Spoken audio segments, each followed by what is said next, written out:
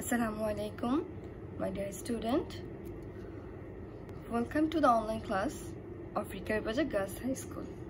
I hope you all are well. I'm your teacher, Sumaya Akhtar. Today's class will be for class 9 and 10 on the topic of simple, complex and compound. আমরা সাধারণত simple complex compound বিষয়টাকে খুব বেশি জটিল মনে করি। আসলে আমরা যদি এই জায়গাটাতে একটু মনোযোগ দেই এবং মনোযোগ সহকারে ক্লাসটা যদি দেখি, আশা করি তোমাদের জন্য এটা খুব সহজ হবে। সিম্পল কমপ্লেক্স কম্পাউন্ড হচ্ছে সেন্টেন্সেরই একটা অংশ। গঠন অনুসারে সেন্টেন্সকে যে তিনটা ভাগে ভাগ করা হয়েছে সেটাই হচ্ছে সিম্পল, কমপ্লেক্স এবং কম্পাউন্ড।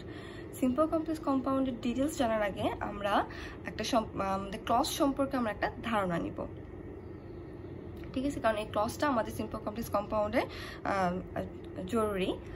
ক্লজ হচ্ছে কোনো বাক্যের অংশ।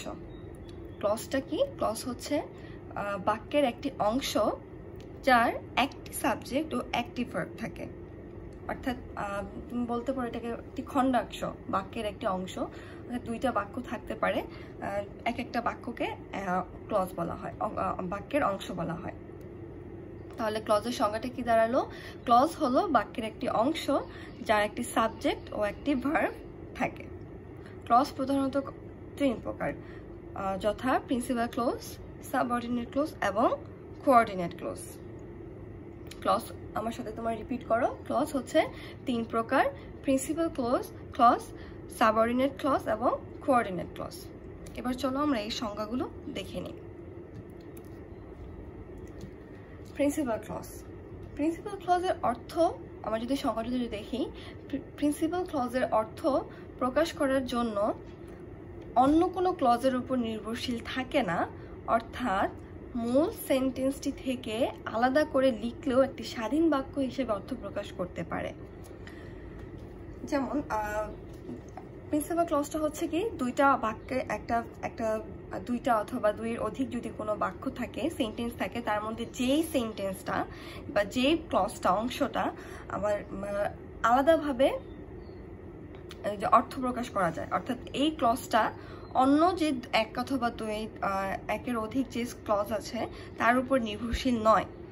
আমি আলাদা করেও যে ক্লজের একটা অর্থ বের হবে, স্বাধীন অর্থ হয়, সেটাই হচ্ছে প্রিন্সিপাল ক্লজ। অর্থাৎ প্রিন্সিপাল ক্লজ কোনো অন্য কোনো ক্লজের উপর নির্ভরশীল নয়, স্বাধীন ক্লজই হচ্ছে প্রিন্সিপাল ক্লজ। স্বাধীন ক্লজটাই হচ্ছে স্বাধীন বাক্য হিসেবে অর্থ প্রকাশ করে, সেটাই হচ্ছে প্রিন্সিপাল ক্লজ। যেমন আমরা এক্সাম্পলে যদি দেখি, I saw a man who was wise. এখানে দেখো দুইটা কিন্তু বাক্যের অংশ আছে, একটা হচ্ছে আই স এ ম্যান এবং হু ওয়াজ ওয়াইজ। এখন এখানে যদি আমরা দেখি আই স এ ম্যান, আমি একটি লোক দেখেছিলাম, এটা কিন্তু একটা স্বাধীন অর্থ প্রকাশ করে। Who was wise, but who was wise যে ছিল জ্ঞানী, এটা যদি শুধু এটাকে আমরা অর্থ প্রকাশ করি, এইটা কিন্তু স্বাধীন হিসেবে প্রকাশ করে না। এই হু ওয়াজ ওয়াইজ যে, এটা নির্ভর করছে এই ম্যানের উপর, এই বাক্যটার উপর। আই স এ ম্যান, আমি একটা লোক দেখেছিলাম যে ছিল বিজ্ঞ বা জ্ঞানী। তার মানে কোনো ক্লজে যে ক্লজটি স্বাধীন অর্থ প্রকাশ করতে পারে এবং অন্য কোনো ক্লজের উপর নির্ভরশীল নয়, তাই হচ্ছে প্রিন্সিপাল ক্লজ। সহজ ভাষায় আমরা যদি বলতে যাই যে ক্লজটা অন্যের উপর নির্ভরশীল নয় এবং এর আলাদা করে স্বাধীন বাক্য হিসেবে অর্থ প্রকাশ করতে পারে, তাই প্রিন্সিপাল ক্লজ। এবার দেখি সাবঅর্ডিনেট ক্লজ। যে ক্লজ প্রিন্সিপাল ক্লজের সাহায্য ছাড়া একাকী অর্থ করতে পারে না, তাকে সাবঅর্ডিনেট ক্লজ বলে। সাবঅর্ডিনেট মানে অধীন। অর্থাৎ ব্যাপারটা কিন্তু খুবই সহজ। প্রিন্সিপাল ক্লজ মানে স্বাধীন, সাবঅর্ডিনেট মানে অধীন। অর্থাৎ যেটা আমার স্বাধীনভাবে অর্থ প্রকাশ করে সেটা হচ্ছে প্রিন্সিপাল ক্লজ, এবং সাবঅর্ডিনেট হচ্ছে যে প্রিন্সিপাল ক্লজের উপর আমার যে ক্লজটা নির্ভর করছে সেটাই হচ্ছে সাবঅর্ডিনেট ক্লজ। যেমন I saw a man who was wise, এই হু ওয়াজ ওয়াইজটা কিন্তু আই স এ ম্যানের উপর নির্ভরশীল। এই হু ওয়াজ ওয়াইজ শুধু বাক্যটা একটা অর্থ প্রকাশ, স্বাধীন অর্থ প্রকাশ করে না। হু ওয়াজ ওয়াইজ আই স এ ম্যানের এই প্রিন্সিপাল ক্লজের উপর নির্ভরশীল। অর্থাৎ সাবঅর্ডিনেট ক্লজ প্রিন্সিপাল ক্লজের উপর নির্ভরশীল। এবার দেখি কোঅর্ডিনেট ক্লজ। যখন দুই বা ততোধিক সমশ্রেণী ক্লজ কোনো কোঅর্ডিনেটিং কনজাংশন দ্বারা, আমরা সামনে শিখব কোনটা কোঅর্ডিনেটিং কনজাংশন দ্বারা যুক্ত হয়, তখন তাদেরকে কোঅর্ডিনেট ক্লজ বলে। ঠিক আছে, অর্থাৎ একই শ্রেণীর দুইটা ক্লজ যুক্ত হবে, বাট তাদের মাঝখানে একটি কোঅর্ডিনেটিং কনজাংশন দিয়ে যুক্ত হয়, বাক্য দুটি যুক্ত হয়, তখন তাদেরকে কোঅর্ডিনেট ক্লজ বলে। এক্ষেত্রে ক্লজ দুটি স্বাধীন থাকে, অর্থাৎ এক্ষেত্রে ক্লজ দুটি যে দুইটা ক্লজ থাকবে দুইটাই স্বাধীন থাকে। যেমন he is poor but he is honest, এখানে হি ইজ পোর একটা ক্লজ, স্বাধীন প্রিন্সিপাল ক্লজ, এবং হি ইজ অনেস্ট একটি প্রিন্সিপাল ক্লজ, এবং মাঝখানে এই ক্লজ দুটিকে সংযুক্ত করেছে এই বাট, এটাকেই বলা হয় কোঅর্ডিনেটিং কনজাংশন। এছাড়াও আরও কিছু কোঅর্ডিনেটিং কনজাংশন আছে, আমরা সামনে একটি চার্টে শিখতে পারবো। এবং দুইটি বাক্যই স্বাধীন। অর্থাৎ আমরা যদি এক নজরে দেখতে যাই, প্রিন্সিপাল ক্লজ হচ্ছে অন্য কোনো ক্লজের উপর নির্ভর করে না এবং আলাদা করে স্বাধীন অর্থ প্রকাশ করে। সাবঅর্ডিনেট ক্লজ হচ্ছে প্রিন্সিপাল ক্লজের উপর নির্ভর করে, এবং কোঅর্ডিনেট ক্লজ হচ্ছে দুটি স্বাধীন বাক্য এবং একই সমশ্রেণী ক্লজ একটি কোঅর্ডিনেটিং কনজাংশন দ্বারা যুক্ত হয়। আশা করি ক্লজ সম্পর্কে আমাদের ধারণাটা ক্লিয়ার হয়েছে। এবার আমরা চলে যাই পরবর্তীতে আমাদের সিম্পল কমপ্লেক্স কম্পাউন্ডে। আমরা পূর্বেই বলেছি গঠন অনুসারে বা স্ট্রাকচার অনুসারে সেন্টেন্স 3 প্রকার। আমরা অর্থ অনুসারে জানি যেমন সেন্টেন্স 5 প্রকার, ঠিক তেমনি গঠন অনুসারে জানি সেন্টেন্স 3 প্রকার। প্রথমটা হচ্ছে সিম্পল সেন্টেন্স, যেটাকে আমরা বাংলায় বলে থাকি সরল বাক্য। কম্পাউন্ড সেন্টেন্স যৌগিক বাক্য, কমপ্লেক্স সেন্টেন্স জটিল বাক্য। আমরা বাংলাতেও কিন্তু বাক্যের প্রকারভেদে সরল বাক্য, যৌগিক বাক্য, জটিল বাক্য দেখে এসেছি। তাহলে সিম্পল সেন্টেন্স সরল বাক্য, কম্পাউন্ড সেন্টেন্স যৌগিক বাক্য, এবং কমপ্লেক্স হচ্ছে জটিল বাক্য। এবার আমরা এই সংজ্ঞাগুলো দেখে নিই।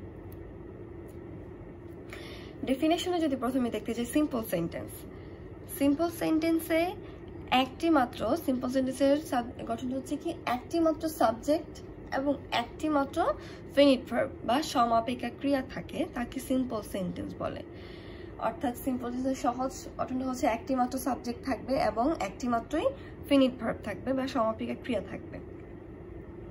এছাড়াও সিম্পল সেন্টেন্স চেনার আরও কিছু উপায় আছে, যেমন in spite of, because of, being ইত্যাদির সাহায্যে গঠিত হয়।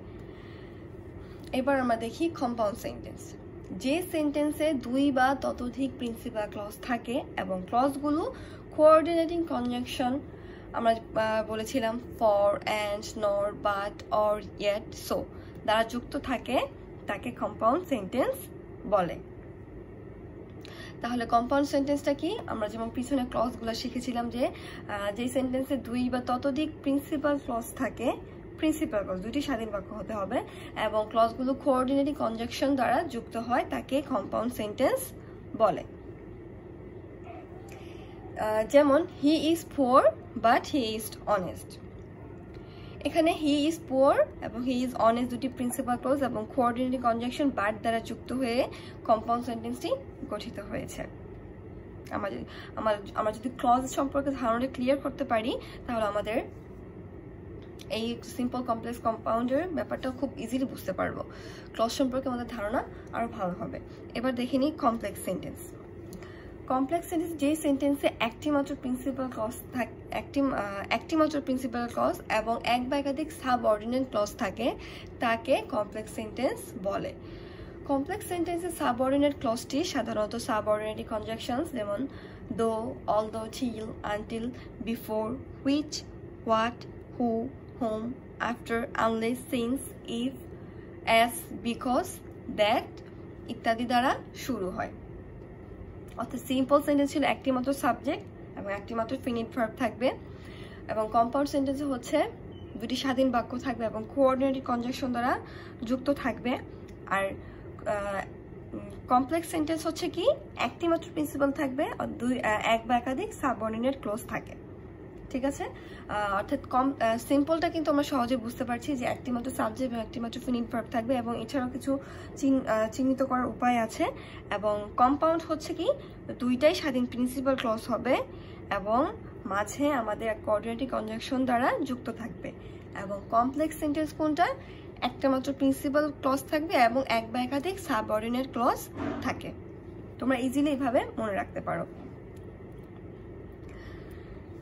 এবার আমরা এক নজর যদি দেখে নিই সিম্পল কমপ্লেক্স কম্পাউন্ড সেন্টেন্সের ব্যাপারটা, যে এক্সাম্পলে দেখি। যেমন দেখো সিম্পলে he is a good boy, এখানে হি একটি সাবজেক্ট এবং ইজ ভার্ব রয়েছে। কমপ্লেক্স সেন্টেন্সে he is a boy who is good, এখানে হি ইজ এ বয় কিন্তু প্রিন্সিপাল ক্লজ, কারণ হি ইজ এ বয় দিয়ে কিন্তু আমরা স্বাধীন বাক্য প্রকাশ করতে পারি। হু ইজ গুড যেটা আমাদের প্রিন্সিপাল ক্লজের উপর নির্ভর করতেছে, তার মানে এটা হচ্ছে আমার সাবঅর্ডিনেট ক্লজ, অর্থাৎ একটি মাত্র প্রিন্সিপাল ক্লজ এবং এক বা একাধিক সাবঅর্ডিনেট ক্লজ থাকলে হবে কমপ্লেক্স সেন্টেন্স। আবার কম্পাউন্ড হচ্ছে he is a boy and he is good, এখানে হি ইজ এ বয় একটি স্বাধীন বাক্য এবং হি ইজ গুড একটি স্বাধীন বাক্য, অর্থাৎ প্রিন্সিপাল ক্লজ। অ্যান্ড এখন এই দুটি বাক্য যুক্ত হয়েছে এই কোঅর্ডিনেটিং কনজাংশন অ্যান্ড দ্বারা। এবার আমি তোমাদের যে চার্টটার কথা বলেছিলাম, তোমরা সকলে এই চার্টটি তুলে নিবে এবং চার্টটি ভালো করে মুখস্থ করে রাখবে। আমাদের কোনটা subordinating conjunction, coordinating conjunction, relative pronoun এবং রিলেটিভ অ্যাডভার্ব এখানে তুলে ধরা হয়েছে। তোমাদের বাড়ির পর হোমওয়ার্ক থাকবে ক্লজ এবং সিম্পল কমপ্লেক্স কম্পাউন্ড ডেফিনেশনগুলো এবং এই চার্টটা ভালো করে মুখস্থ করা। আজকের ক্লাস এই পর্যন্তই। Thank you for being with me.